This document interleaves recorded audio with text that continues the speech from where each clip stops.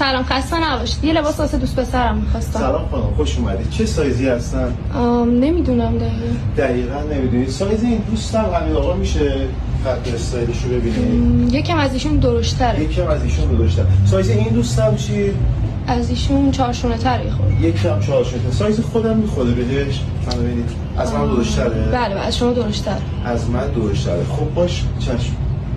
مبارکتون باشه خدمت شما. خیلی ممنون. تعویضم داره؟ بله 100% امکان تعویض. خیلی ممنون. خواهش می‌کنم. خوش اومدید. این که بازشه